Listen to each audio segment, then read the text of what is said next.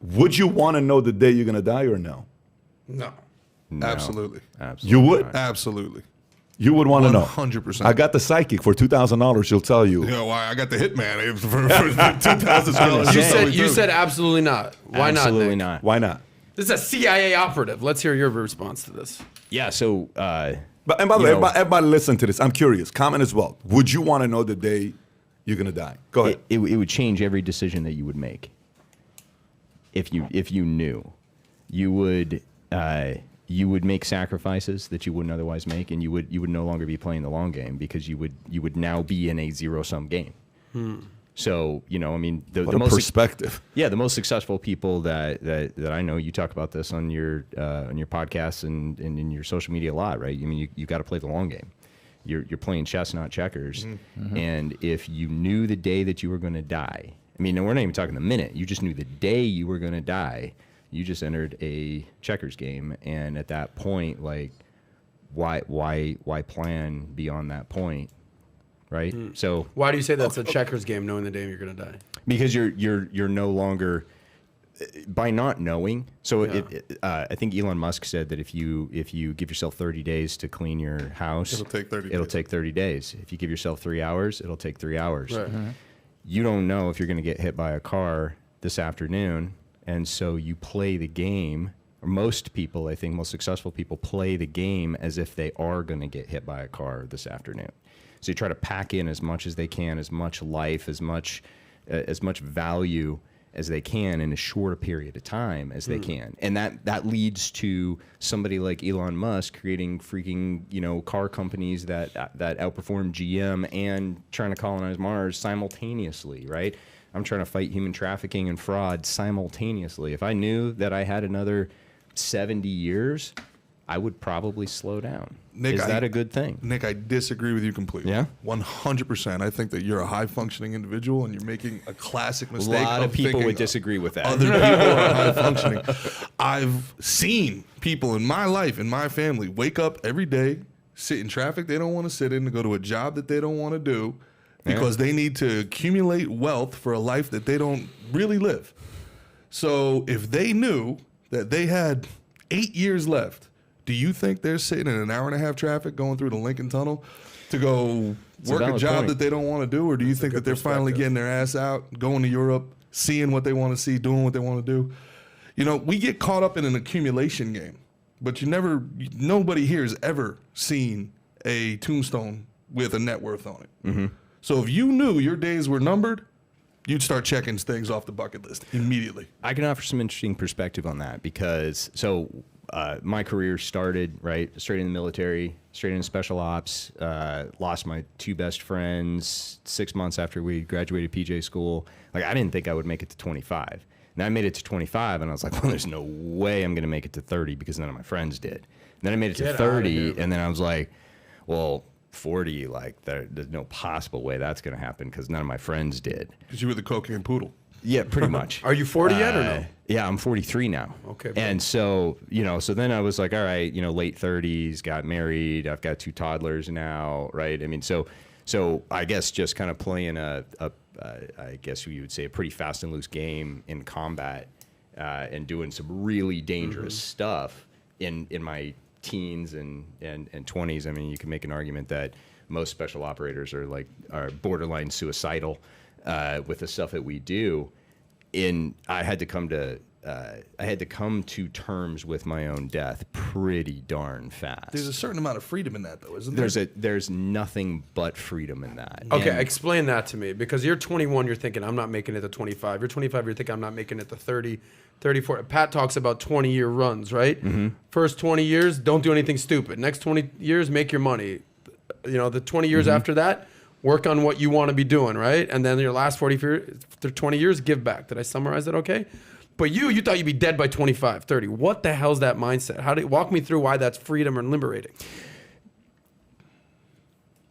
it's liberating depending on what your currency is, right? So everybody's got a different currency, right? My currency is impact. Like, I am going to reduce human trafficking globally by 80% by the time I die. I'm going to drive $1 billion into the fight against human trafficking by 2040. I got 18 years left on that. But that's the impact that I'm having now. The impact I was having then, over my time in pararescue, there's 27 people that got to go home to their families because of the impact that I had in that time. So it all depends, I think, of what your currency is. If the currency is, well, I'm going to sit in this traffic because I want to make sure that my kids can go to college and I want to pay for it. I want to say it's 100% absolutely. noble and dutiful to do that. Absolutely. But I think there's a difference between a culture of accumulation, which I fully agree that we are eyeballs deep in a culture of accumulation. There's a difference between that and then also having a culture outside of self, where you're thinking about your kids, and that's why you're willing to sit in that traffic. So I think it all depends on, are you willing to sit in the traffic just because you're trying to get the thing for yourself, or are you sitting in the traffic because you're trying to, you're trying to lift your family up generationally? And I think we have so many, you look at the immigrant community in this country, you have so many immigrants who come into this country and fathers and mothers who will kill themselves with work so that their children can go to college and live the American dream. So I think it all depends on the reason why you're doing it. I think what you said made so much sense that it has to do with currency. There's two things that, Gerard, that you contradicted yourself, and I want to kind of highlight this because of what you made one very good point when you said Sagit's legacy is going to live on, right? So the currency of that is what?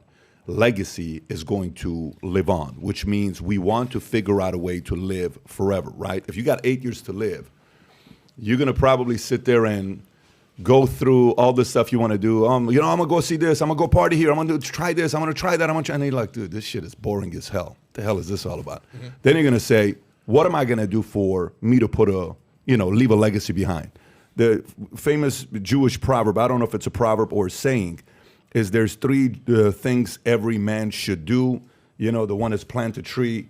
Second one is have a son. Third one is write a book. Each one of those things is about what? Something outliving you, right? Like you want something to outlive you.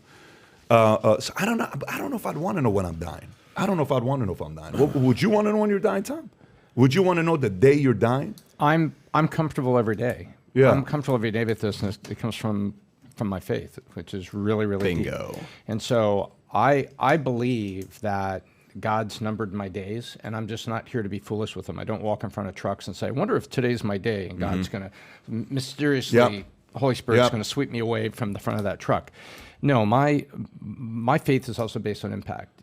That's why at the end of all my case studies, they say, my name is Tom Ellsworth, the Biznock, and I hope I left you better than I found you. Yeah. That's my impact. I want to teach and lead people better than I found them. And so with my faith, I'm very, very comfortable with it. I came face to face with that a little bit, this summer, with COVID, wondering why I was one of the 1% that Delta hurt, that I'm sitting there in ICU and I got Delta and I don't have diabetes and all the other markers, I have no comorbidities, I'm not heavy, all the things were there. I'm like, okay, Lord, is this the way it's going to be? And okay, and I sent a lot of emails to a lot of people and did a lot of thinking that day. And I also think about what you're asking, that's me, but I'm going to say, let's look at a real life example. You remember Randy Pausch, who is the professor at Carnegie Mellon University, and Last Lectures, it was called. When it's an amazing thing, Pat, when most people turn to impact. When Randy he knew his cancer was stage 3, he said, look, this is the way it's going to go. So he said, I'm going to use as much of my time as I'm physically able to teach and to talk. And he did this whole series called Last Lectures, which is tremendous. And it was captured also a little bit in the book Tuesdays with Maury. Yeah. Mitch Albom. Correct. Great book. Great book, yeah. So I think when people face it, they usually turn to impact, and they don't turn to partying and seeing all the places on earth, because at the end of the day, that's kind of meaningless. Did I see everything? So if you enjoyed this little short segment from the podcast that we did, here's another short segment to watch. Or if you want to see the entire podcast, click over here. Take care, everybody. Bye-bye.